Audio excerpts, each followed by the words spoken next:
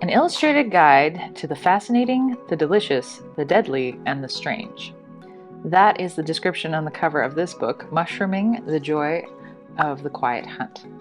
And I think it highlights a few of the reasons that I thought it was worth a share. The first being the illustrations. It has fantastic illustrations that help to share a little bit of the magic of the mushrooming world.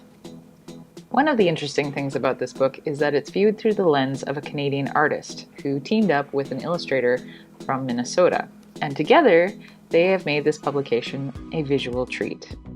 It is particularly a treasure during these winter months for people like me that are finding everything is very dormant and we can't exactly get outside and do a whole lot, at least not in terms of foraging and discovering new things about nature. So I found that it brightened my day and made me excited for spring without making me lament the fact that I can't get out there yet. Secondly, the fascinating, delicious, deadly, and strange refers to the fact that the author chose 120 fungi, but not necessarily on their edibility. However, each mushroom does include a small section on whether you could or should eat it.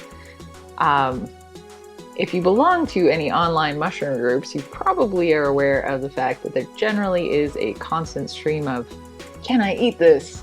attached to usually a poor quality photo. And hey, we've all probably been guilty of it at some point. But the author was recounting a time when she was pestering a mushroom guide of hers in a similar fashion, and they responded, "I enjoy birding too, and I don't eat them either." Which I thought was a good reminder that sometimes we should just observe the world around us and, learn things about what's out there without necessarily wondering so much about whether we can consume it. And with mushrooms, it is particularly important that you have that 100% ID. So I think it's just great to get out there and learn more about your mushroom friends. Maybe your mushroom enemies too. In this case, I mean the ones that will liquefy your organs. Now, that doesn't actually make them evil necessarily, but they do deserve a healthy dose of respect. Which maybe segues into the term quiet hunt, which is something that I've heard associated with mushrooming a few times now. And my understanding is that it refers to the thrill of the hunt without the kill.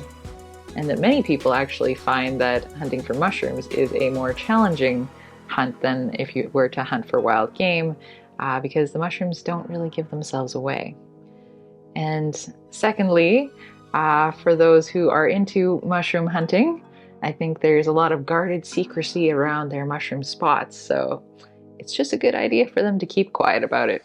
I've actually been reading a lot more mushroom books lately, but I have to admit that sometimes it is a little hard to maintain focus, because as interesting as they all are, it's a little bit like reading through an encyclopedia.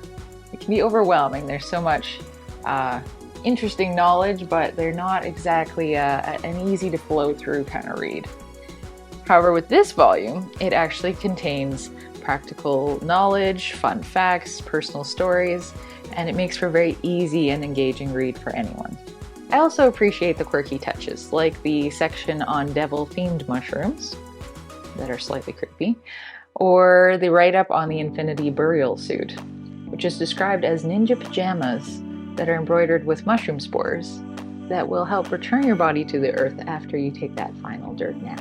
And she also delves into some fun mushroom hunts or forays in unexpected places, like the Chinese market, where we get to learn a bit about what their culture prizes in terms of fungi, or when they go searching for mushrooms in the art at the Metropolitan Museum. You think they found any?